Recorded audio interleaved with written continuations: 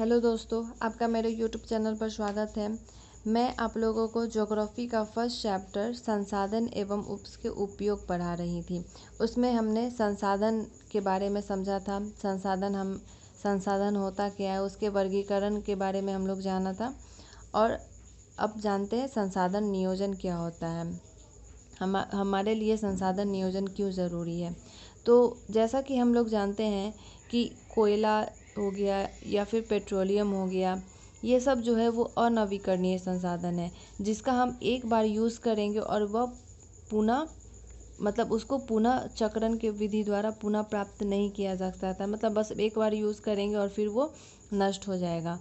तो ऐसे संसाधन जो एक बार हम लोग यूज़ करें और फिर उसके बाद वो यूज़ करने के लायक न रहे, तो वो तो और हम लोग को पता है कि इस ऐसे संसाधन को बनने में करोड़ों वर्ष लगते हैं, तब जाके ये संसाधन बन के तैयार होते हैं। तो हम लोग अगर इसको यूज़ करके अभी ही ख़त्म कर देंगे तो हमारे आने वाला जो जनरेशन होगा उसको वो लोग तो ये इन सारे संसाधनों से वंचित हो जाएंगे। तो हम लोगों को संसाधन नियोजन इसलिए ज़रूरी है ताकि हम लोग जो भी यूज़ कर रहे हैं वो हमारे आने वाला जो जनरेशन है ना, वो भी वो यूज़ करे, ना कि वो इस चीज़ से वंचित हो जाए। तो इसीलिए हमें संसाधन का नियोजन करना बहुत ज़रूरी है।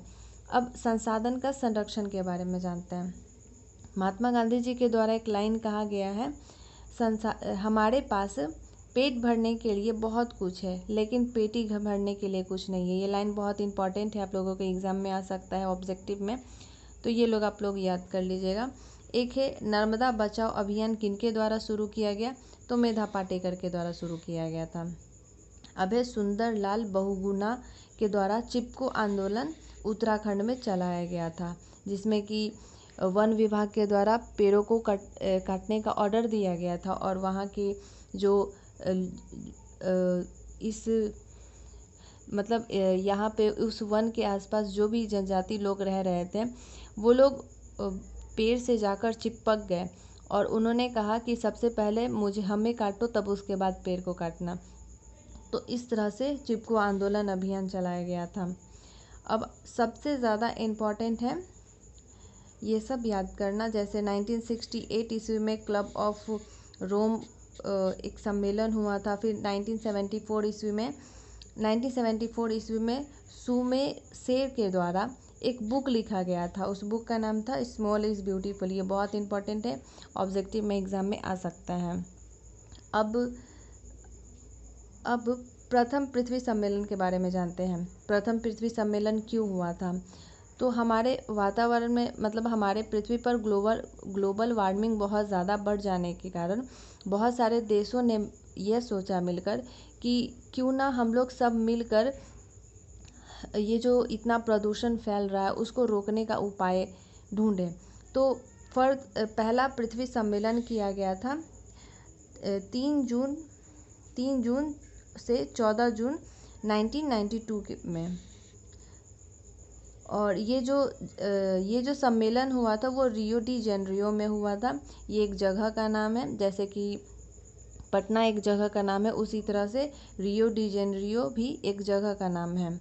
फिर इसमें अब कितने देश शामिल हुए थे, तो 178 देश शामिल हुए थे, जिसमें से बहुत सारे जो थे वो विकसित देश थे और बहुत सारे देश थे विकासशील देश।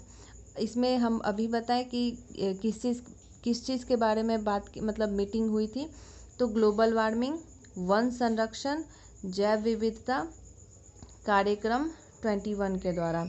ग्लोबल वार्मिंग जैसे कि प्रदूषण वगैरह बहुत ज़्यादा बढ़ रहा है, कार्बन डाइऑक्साइड गैस की बहुत ज़्यादा वृद्धि हो रही है हमारे वातावरण में, जो कि बहुत नुकसानदेह है हमारे लिए।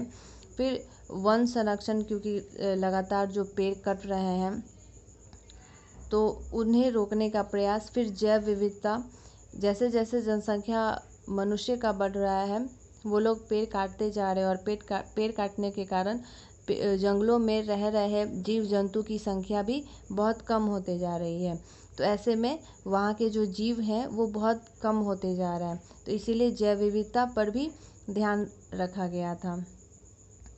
तो हम लोग समझे कि प्रथम पृथ्वी सम्मेलन में किन किन बातों का ध्यान रखा गया था। ग्लोबल वार्मिंग, वन संरक्षण, जैव विविधता कार्यक्रम 21 के द्वारा एक विश्व पर्यावरण कोष का स्थापना किया गया था, जिसमें कि सारे देश मिलकर कुछ कुछ इसमें पैसा देते और फिर ये जो पैसा जो होता इकट्ठा, उससे सारे देशों में प्रदूषण से को रोकने का उपाय करते हैं। अब है द्वितीय पृथ्वी सम्मेलन। द्वितीय पृथ्वी सम्मेलन जो हुआ था वो 23 जून से 27 जून 1997 में हुआ था और ये जो सम्मेलन हुआ था वो न्यूयॉर्क में हुआ था। आप देख सकते हैं कि 1992 ईस्वी में प्रथम पृथ्वी सम्मेलन हुआ था और 1997 ईस्वी में द्वितीय पृथ्वी सम्मेलन हुआ। दोनों के बीच में गैप कितना है? तो 5 वर्ष का गैप है। तो 5 वर्ष का गैप होने के कारण इसे +5 सम्मेलन भी कहा गया। ठीक है, अब आते हैं क्योटो सम्मेलन। क्योटो सम्मेलन भी 1997 ईस्वी में ही हुआ था। हुआ कहाँ था? तो जापान के क्योटो शहर में। इसमें कुल 159 जो देश थे वो शामिल हुए थे और इसमें पृथ्वी पर जिस मतलब 6 प्रकार की जो गैस है वो बहुत ज़्यादा ही हम लोग को नुकसान पहुंचा रही है, वातावरण को भी बहुत सारा नुकसान पहुंचा रही है। वो 6 गैस कौन है? तो carbon dioxide gas, methane gas, nitrous oxide N2O, HFC gas, perfluorocarbon gas और सल्फर हेक्सा गैस। ये सब के सब हमारे वातावरण को बहुत ज़्यादा नुकसान पहुंचा रही है। तो इन्हीं 6 गैसों को लेकर क्योटो सम्मेलन हुआ था। कब हुआ था? तो 1997 ईस्वी में। कहाँ हुआ था? तो जापान के क्योटो शहर में। अब है तृतीय पृथ्वी सम्मेलन। तृतीय पृथ्वी सम्मेलन जो है वो 2002 ईस्वी में हुआ था। आप देख सकते हैं कि सेकेंड पृथ्वी सम्मेलन जो है वो 1997 ईस्वी में हुआ और फिर उसके बाद 2002 ईस्वी में 2002 में तृतीय पृथ्वी सम्मेलन हुआ, ठीक इसके 5 साल बाद। और ये पृथ्वी सम्मेलन हुआ कहाँ था? तो जोहान्सबर्ग में। ये आप लोगों को बहुत ज़्यादा याद करना ज़रूरी है। मैं जिस तरह से नोट्स बनाई हूँ आप लोग भी उसी तरह से नोट्स बनाएं ताकि आप लोगों को याद करने में आसानी हो। आप देख सकते हैं कि मेरा जो नोट्स है वो बहुत कम वर्ड में बहुत ज़्यादा बात कह दे रहा है। तो आप लोगों का नोट्स भी ऐसे ही होना चाहिए ताकि आप लोग एग्ज़ाम के समय इसको बस एक बार देखें, ज़्यादा आपको पढ़ना ना पड़े। जिसको आपको पढ़ने में 10 मिनट लगता था उसको आप 1 मिनट में पढ़ के ख़त्म करें। तो ये नोट्स आप सेम इसी तरह से बनाइए ताकि आपको लोगों को पढ़ने में आसानी हो। और मैं ये जो फर्स्ट चैप्टर है संसाधन एवं इसके उपयोग ये ख़त्म हो चुका है। इसका मैं टेस्ट जो है वो संडे को ले लूँगी। और अगर ये चैनल आपको अच्छा लगा होगा तो प्लीज़ इसे लाइक करें, दोस्तों के साथ शेयर करें ताकि ये नॉलेज उन लोगों के पास भी पहुँचे। और अगर चैनल पर नए हैं तो इसे सब्सक्राइब कर दें।